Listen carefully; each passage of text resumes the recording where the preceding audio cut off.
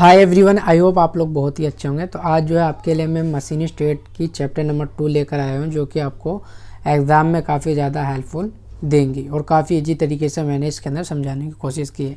इससे पहले मैंने चैप्टर 1 की वीडियो बनाया, अगर किसी स्टूडेंट ने वो नहीं देखा तो सबसे पहले वो वीडियो ज़रूर देखें। आइए तो आज स्टार्ट करते हैं और जानते हैं कि चैप्टर 2 में क्या क्या है। तो सबसे पहले चैप्टर 2 में हमें यही हेडिंग है कि माप किसे कहते हैं। माप के बारे में जानते हैं, आप सभी जानते होंगे माप के बारे में और अच्छी तरीके से जानते हैं माप क्या। देखिए, किसी वस्तु या पार्ट की लंबाई, चौड़ाई, मोटाई, ऊंचाई और व्यास आदि साइज को ही माप कहते हैं। ठीक है, किसी वस्तु है उसकी हमें लंबाई, उसकी चौड़ाई, उसकी मोटाई और उसकी व्यास को ही जो है हम साइज कहते हैं। ठीक है, यानी माप कहते हैं। उसके बाद माप लेने के लिए भी कई विधि है, जो कि FPS सिस्टम है। FPS सिस्टम में जो है फुट, पाउंड, सेकंड। ठीक है, सेकंड हमेशा सेकंड ही रहता है, चाहे वो MKS प्रणाली हो, CGS प्रणाली हो। तो भारत में जो है सबसे पहले जो है यही चलता था, FPS। किसी भी चीज़ का नाप लेना होता था, किसी की चौड़ाई, मोटाई, ऊंचाई ये सब लेना होता था, तो वो सारा जो है FPS सिस्टम के द्वारा ही कार्य करता था। ठीक है, अब इस प्रणाली के बारे में जानते हैं। ये प्रणाली जो है ब्रिटिश प्रणाली है, जो पहले भारत में चलती थी। 1855 में इसका प्रचलन हुआ था। लेकिन जो है अब जो है ISO हो गया, ठीक है, MKS हो गया, जो कि ये सारे जो है चलते हैं। ISO की देखिए फुल फॉर्म, ये सारे फुल फॉर्म याद करने की बहुत ही ज़्यादा आवश्यक है। यही एग्ज़ाम में पूछा जाता है, अक्सर हर साल एग्ज़ाम में यही पूछा जाता है। जब मैंने कोर्स किया था तो मेरे टाइम में भी ISO और MKS की फुल फॉर्म ज़रूर पूछी गई थी। तो ये जो है इम्पोर्टेंट है, international standard organisation. International standard organisation यानी इसको, ये जो है इंटरनेशनल लेवल पे जो है इसकी चलते हैं। यानी आप जापान हो, UAE हो या अमेरिका, भारत, सब में जो है इसका एक ही है। ऐसा नहीं है कि अलग अलग प्रणाली चलती हो अलग अलग। यानी अगर इंडिया में अगर किलोमीटर को किलोमीटर कहेंगे तो बाकी देशों में भी किलोमीटर को किलोमीटर ही कहेंगे। ठीक है, तो ये इंटरनेशनल स्टैंडर्ड ऑर्गेनाइजेशन किया गया। उसके बाद है CGS प्रणाली। CGS प्रणाली में देखिए सेंटीमीटर, ग्राम और सेकंड, ये दोनों ये जो दो चीज़ हैं, जो सेकंड है, ये हमेशा कॉमन ही रहता है। सेकंड को सेकंड ही कहते हैं, चाहे वो आप UAE में चले जाओ, हर जगह इसको सेकंड के रूप में ही इसको मापते हैं। उसके बाद MKS प्रणाली है, जो कि मीटर, किलोग्राम और सेकंड। ठीक है, आप जानते हैं कुछ बेसिक चीज़ें और हमारी जो भी लाइफ में, दिनचर्या में जो भी हम इस्तेमाल करते हैं और जो भी हम सुनते हैं उसको कैसे हम जानते हैं। तो आइए जानते हैं। देखिए, सबसे पहले 1 मील बराबर होता है 1760 गज। जो 1 मील होता है, कहते हैं ना 1 मील दूर चलना है हमें, 1 मील दूर हमें चलना है। तो 1 मील को अगर हम गज में नापेंगे तो ये 1760 गज के बराबर होता है। यानी 1 मील हमारा होता है 1760 गज के बराबर। उसके बाद 1 गज, जैसे हम ज़मीन खरीदते हैं, कई प्लाट देखते हैं, तो वो कितने के बराबर होता है, वो सारा कुछ जानना हमें बहुत ही ज़रूरी होती है।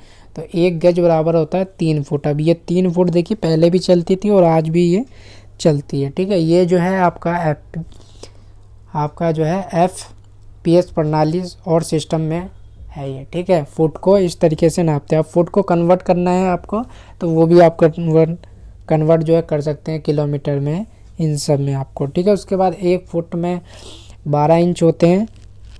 ठीक है, एक जो फुट होता है आपका, 1 फुट में 12 इंच होते हैं। आपके जो स्केल होता है उस पर भी आपने देखा होगा 12 इंच पे 1 फुट होगा। ठीक है, उसके बाद 1 सेंटीमीटर के बारे में जानते हैं। 1 सेंटीमीटर बराबर होता है 10 mm। ठीक है, अगर आपसे जो ITI में जॉब बनाई जाती है वो MM में ही बनाई जाती है, तो ये आपको ज़रूरी जाननी चाहिए कि 1 सेंटीमीटर में जो होता है आपका 10 mm होता है। तो ये नाप लेने के लिए काफ़ी इजी हो जाती है, क्योंकि सारा कुछ जो है आजकल MM में ही चलता है। तो आपको पता होना चाहिए कि अगर हमें 100 सेंटीमीटर लेना है तो हमें कितने MM होगा उसका। ठीक है, उसके बाद 1 इंच में होता है आपका 25.4 mm। ठीक है, तो अगर आपको कितने भी अगर इंच दिया रहेगा उसको कन्वर्ट करना है, जैसे 8 इंच है, 8 इंच को अगर कन्वर्ट करना है आपको MM में, तो आप कर देंगे 25.4 से जो है मल्टीप्लाई कर देंगे, तो आपका जो है आंसर आ जाएगा इंच में। ठीक है, इसी तरीके से MM भी आप कन्वर्ट कर सकते हैं। उसके बाद जानते हैं जो हम माप लेते हैं, और 2 तरीके से लेते हैं माप। एक होता है हम डायरेक्ट मेज़रमेंट, यानी डायरेक्ट ही जो है फुट्टा रख के उसके ऊपर हम जो है पेंसिल खींच देते हैं। ठीक है, और एक होता है आपका इनडायरेक्ट मेज़रमेंट, अब वो जानते हैं कि डायरेक्ट मेजरमेंट क्या होता है और इनडायरेक्ट। देखिए इस विधि में किसी जॉब का माप सीधे स्टील रूल, वर्नियर कैलिपर और माइक्रोमीटर से लिया जाता है, जिसकी रीडिंग सीधे पढ़ ली जाती है। ठीक है, जिस भी ये जो स्टील रूल है, जैसे हम फुट्टा देखा ही होगा, अपने फुट्टा रखते हैं और सीधा डायरेक्ट जो है हम पेंसिल खींच देते हैं, तो ये आप जो हो गया आपका डायरेक्ट मेजरमेंट, क्योंकि उस फुट्टे पर जो है मेजरमेंट लिखा हुआ रहता है। ठीक है, तो वो आपका डायरेक्ट मेजरमेंट हो गया। आपका आप जानते हैं इनडायरेक्ट मेजरमेंट। देखिए इस विधि में पहले जॉब का माप आउटसाइड कैलिपर या इनसाइड कैलिपर से लिया जाता है और जितना खुला हो उस माप को स्टील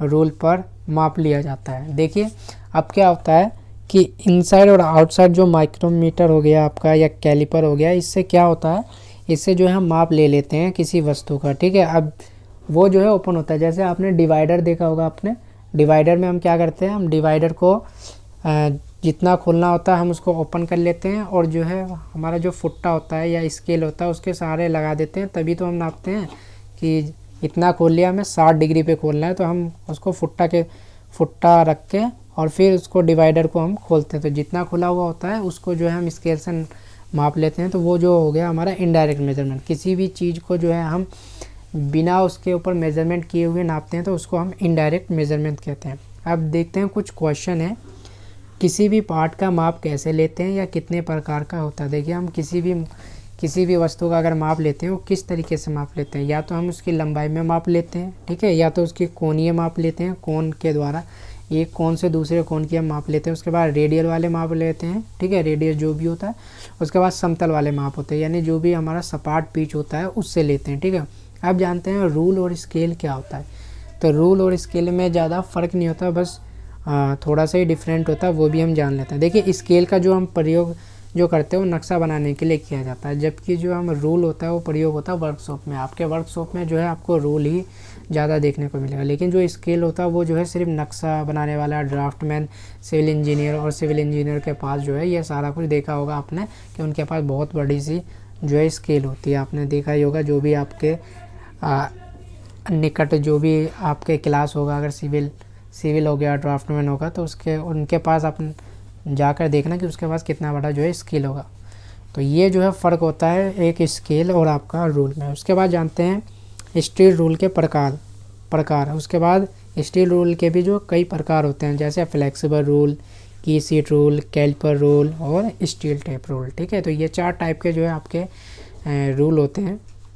उसके बाद जानते हैं आप डिवाइडर आप सभी जानते हैं, लेकिन पहले जो है ज्योमेट्री बॉक्स में रखा करते थे, लेकिन ITI में आने के बाद अब इसका यूज़ भी करना सीखेंगे। डिवाइडर किस लिए होता है अभी तक का आप सभी को पता होगा, चाप लगाने के लिए यूज़ होता होगा, लेकिन और भी कई सारी चीज़ें होती हैं डिवाइडर का, वो भी हम जो है इस वीडियो में जान लेते हैं। आइए देखते हैं क्या है। धातु की सतह पर वृत्त चाप लगाने के लिए डिवाइडर का प्रयोग किया जाता है। इसमें धातु की सतह पर कोण भी बनाए जाते हैं। ठीक है, आपने देखा ही होगा कि जो आपके डिवाइडर होते हैं वो बिल्कुल नुकीले होते हैं, यानी कोण बनाए होते हैं। डिवाइडर के द्वारा किसी भी रेखा को कई भागों में बांटा जाता है। इसे किसी भी साइज़ में खोलने के लिए स्टील रूल का प्रयोग किया जाता है। आपने देखा ही होगा, इसको जो हम कई भागों में बांट भी सकते हैं, और जब हम इसको ओपन करते हैं तो स्केल के माध्यम या आपका फुट्टा के माध्यम से ही हम ओपन करते हैं। जैसे हमें 40 डिग्री का अगर हमें चाप लगाना है, 16 डिग्री या 90 डिग्री का हमें चाप लगाना है, तो हम जो है स्केल को सहारा लेकर और तभी तो इसको ओपन करते हैं डिवाइडर को, और फिर उसके हम चाप लगा देते हैं। तो आप समझ गए। उसके बाद मटेरियल जानते हैं कि डिवाइडर का मटेरियल क्या होता है और किस चीज़ से ये बनाया जाता है। देखिए जो इसका मटेरियल होता है माइल्ड स्टील की ये बनाई होती है, और इसके जो 2 टांगे आपने देखे होंगे, ये जो इनके 2 टांगे होते हैं उनके जो पॉइंट होते हैं सीधे व तेज होते हैं। ठीक है, आपने देखा ही होगा, बिल्कुल नुकीले टाइप के होते हैं, तथा इसके जो केस जो है हार्ड होते हैं। ये आमतौर पर 150 mm या 6 इंच में मिलते हैं। ठीक है, इसके जो केस होते हैं वो बहुत ही हार्ड होते हैं ताकि वो जल्दी घिस ना सके, और आमतौर पर जो ये 150 mm या 6 इंच में होते हैं। और वैसे ये लंबे भी होते हैं, बड़े भी होते हैं, ये इन्होंने आमतौर पर बताया इन्होंने। उसके बाद जानते हैं डिवाइडर के प्रकार। अभी तक का आपने सिर्फ एक ही डिवाइडर के बारे में देखा होगा स्कूलों और क्लासों में, लेकिन अब ITI में आके अब इसके कई प्रकार भी बन गए हैं। वो कौन कौन से प्रकार है वो भी देख लेते हैं। पहले आपका फर्म जॉइंट डिवाइडर। अब फर्म जॉइंट डिवाइडर होती है, इसके बारे में जानते हैं। देखिए इस प्रकार के डिवाइडर की दोनों टांगें रिवेट और वाशर द्वारा फिट रहती है। अब रिविट और वाशर क्या होता है, देखिए रिविट जो होती है किसी भी चीज़ को जोड़ने का काम आता है, और वाशर आपने नलकों में देखा होगा कि क्या यूज़ होता है वाशर का प्रयोग, ठीक है, फिट रहती है। रिविटिंग इस प्रकार से की होती है कि दोनों टांगे को हल्के हाथ के दबाव से कम या अधिक खोला जाता है, ठीक है। रिविट जो है इस तरीके से लगाया जाता है, इस तरीके से फिट किया जाता है कि हल्के हाथ का दबाव पड़ते जो है उसको हम खोल सकते हैं, ऐसा नहीं है कि टूट जाए। रिविट होता है किसी भी वस्तु को ज्वाइंट करने के लिए, जैसे नट बोल्ट होता है हमारा ज्वाइंट करने के लिए, उसी तरीके से रिविट का भी हम प्रयोग करते हैं ज्वाइंट के लिए, ठीक है, तो ये ध्यान रखें। उसके बाद इसका प्रयोग क्या होता है, जो हमारा फर्म ज्वाइंट डिवाइडर है इसका प्रयोग होता है आर्क लगाने के लिए, हम इसका उपयोग करते हैं। अब जो है इसके भी 3 प्रकार हैं आपके फर्म ज्वाइंट के। पहला है simple firm joint divider, firm joint wing divider, और तीसरा आपका needle point firm joint divider, ठीक है। ये 3 टाइप के जो है आपके डिवाइडर होते हैं जो कि आपके फर्म ज्वाइंट के अंदर आते हैं। ये फर्म ज्वाइंट होते हैं 3 प्रकार के। उसके बाद आप जानते हैं स्प्रिंग डिवाइडर। अब स्प्रिंग डिवाइडर इसके नाम से ही पता चलता है कि डिवाइडर जो आमतौर पर होते हैं वो उसके अंदर ही जो है स्प्रिंग लगा देते हैं, तो ये स्प्रिंग डिवाइडर हो जाता है। अब देखते हैं इसका यूज़ कहाँ कहाँ होगा। देखिए इस प्रकार के डिवाइडर की दोनों टांगे एक कील पर स्प्रिंग द्वारा फिट रहती है। जो हमारे उस समय जो दोनों टांगे होते हैं वो रिविट पर फिट रहती है, लेकिन ये जो डिवाइडर है इसके जो दोनों टांगे हैं वो एक कील पर स्प्रिंग के द्वारा जो है फिट रहती है। जो आमतौर पर डिवाइडर है वो हमारे रिविट के द्वारा फिट रहती है, लेकिन ये जो है स्प्रिंग पर फिट रहती है। अब इसका प्रयोग कहाँ कहाँ होता है वो भी देख लें। इस रोड के द्वारा इससे चाप इत्यादि लगाई जाती है। यहाँ पे मिस प्रिंट हो चुका है कि छाप, लेकिन ये है चाप इत्यादि लगाई जाती है, ठीक है। इससे जो है हम चाप लगाते हैं। उसके बाद बात करते हैं आउटसाइड कैलिपर। अब कैलिपर जानते हैं कि कैलिपर क्या होता है, ये भी जो है हमारा आपका मार्किंग टूल है। उसके बाद आउटसाइड कैलिपर। आउटसाइड कैलिपर का प्रयोग किसी भी जॉब का बाहरी माप चेक करने के लिए किया जाता है, जैसे लंबाई, चौड़ाई, ऊंचाई और बाहरी व्यास, ठीक है। किसी भी वस्तु है उसके हमें जॉब है, मान लिया कोई वस्तु है, मान लिया ये आपका जॉब है, ठीक है। अब इसकी जो है बाहरी, जो ये बाहरी है इसको बाहर कहेंगे, ठीक है, आउटसाइड कहेंगे इसको। आउटसाइड की इसकी माप लेनी है, चाहे इसकी डायामीटर लेनी हो, इसकी लेंथ लेनी हो, इसकी चौड़ाई लेनी हो, इसकी विड्थ लेनी हो, तो इसके लिए हम जो है यूज़ करते हैं आपका आउटसाइड कैलिपर, ठीक है। अब इनसाइड कैलिपर देख लेते हैं। इनसाइड कैलिपर का प्रयोग जॉब के अंदर के साइज मापने के लिए किया जाता है, जैसे अंदरूनी स्टील या ग्रुप की चौड़ाई, सुराख व अंदरूनी व्यास, ठीक है। अंदरूनी जो भी ये आपका, जैसे ये मान लिया एक आपका ये एक तरीके का एक वस्तु है, अब इसके अंदर का जो भी है इसकी लंबाई होगी, इसकी जो साइज होगी, मतलब ये कितनी गहरी है, ठीक है, इस होल को पता लगाने के लिए, या इसकी जो व्यास है, हाँ इंटरनल जो डायमीटर है, इसका साइज़ का पता लगाने के लिए हम इनसाइड कैलिपर का यूज़ करते हैं, ठीक है। ये जो है इसकी चौड़ाई भी यूज़ करते हैं, ठीक है, चौड़ाई होगी, इसकी लंबाई, ये सारा जो इंटरनल जो भी यूज़ करेंगे वो आपका इनसाइड कैलिपर का प्रयोग करेंगे। उसके बाद जानते हैं जैनी कैलिपर। जैनी कैलिपर जो है बहुत ही इंपॉर्टेंट क्वेश्चन है, जो कि अक्सर एग्जाम में पूछा भी जाता है। देखिए जैनी कैलिपर जो है एक मार्किंग टूल है, ठीक है, मार्किंग टूल है, इससे इसका मतलब है इससे हम मार्क करते हैं, ठीक है। इसे हर्मोफ्रोडाइट कैलिपर तथा ओडलैक कैलिपर भी कहते हैं। इसके द्वारा जॉब की सतह पर समानांतर रेखाएं खींची जाती है। इसे हम जो है किसी जॉब है उस पर जो है, जैसे हम मशीन स्टेट की बात करते हैं क्योंकि हम मशीनिस्ट पढ़ रहे हैं, आपने देखा होगा आपको किसी जॉब पर जो है मार्क करने के लिए तो हम जो है समानांतर जो उसके ऊपर रेखाएं खींचते हैं, वो सारा जो है जैनी कैलिपर से यूज़ होता है। एक क्वेश्चन ये भी पूछा जाता है कि जैनी कैलिपर को और किस नेम से जाना जाता है, तो ये हर्माफ्रोडाइट कैलिपर और ओडलैक कैलिपर के नाम से भी इसको जाना जाता है, ठीक है। तथा किसी गोल छड़ का सेंटर इसके द्वारा ज्ञात किया जाता है, यानी कोई गोल आपका जो है सर्कल है, छड़ है, उसका जो है हमें सेंटर निकालना है, तो उस सेंटर को निकालने के लिए भी हम जैनी कैलिपर का ही यूज़ करते हैं। अब जानते हैं इसके जो टाइप होते हैं, ये 2 टाइप के होते हैं, सॉलिड टाइप जैनी कैलिपर और एक होता है adjustable point Jenny caliper. Solid type के अंदर क्या होता है, ये बिल्कुल सॉलिड होता है, इसको मतलब ज़्यादा खोल नहीं सकते, लेकिन जो एडजस्टेबल पॉइंट जैनी कैलिपर है इसको किसी भी 36 जो है डिग्री पर जो है इसको घुमा सकते हैं हम, इसको किसी भी एंगल में जो है हम इसको घुमा सकते हैं, इसको जोड़ सकते हैं, ठीक है। सॉरी, जोड़ नहीं, यानी इसको किसी भी एंगल में आप घुमाकर जो है इसका साइज ले सकते हैं। इसका प्रयोग कहाँ कहाँ होता है ये भी देख लेते हैं। जेनी कैलिपर का प्रयोग मार्किंग करने के लिए यूज़ होता है आपका, अर्थात जॉब की सतह पर समानांतर रेखाएं खींची जाती है।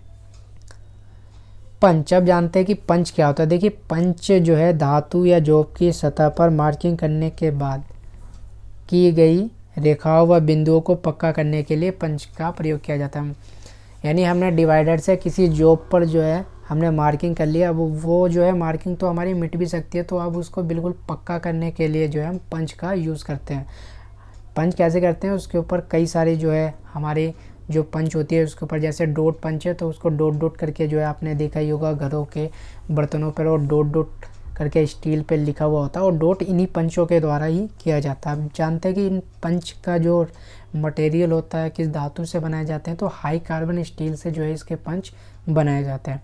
अब जो है कई सारे प्रकार होते हैं पंच के, वो भी जान लेते हैं हम कौन कौन से प्रकार होते हैं आपका। एक होता है आपका डॉट पंच, इससे जो है हम किसी वस्तु, किसी बर्तन या किसी भी चीज़ पर जो है डॉट डॉट डॉट करके जो है हम पंच लगा सकते हैं। उसके बाद होता है सेंटर पंच, यानी किसी भी जो पर हमें सेंटर निकालना हो या सेंटर को पक्का करना हो तो हम उसके ऊपर सेंटर पंच लगाते हैं। जस्ट फॉर एग्जांपल, आपको सेंटर टू सेंटर टर्निंग करनी है तो उसके लिए सबसे पहले आपको सेंटर पंच लगाना पड़ेगा, उसके बाद जॉब कैरियर लगाना पड़ेगा, उसके बाद ही जो है आप सेंटर टू सेंटर जो है टर्निंग कर सकते हैं। उसके लिए आपको सबसे पहले सेंटर पंच लगाना होगा।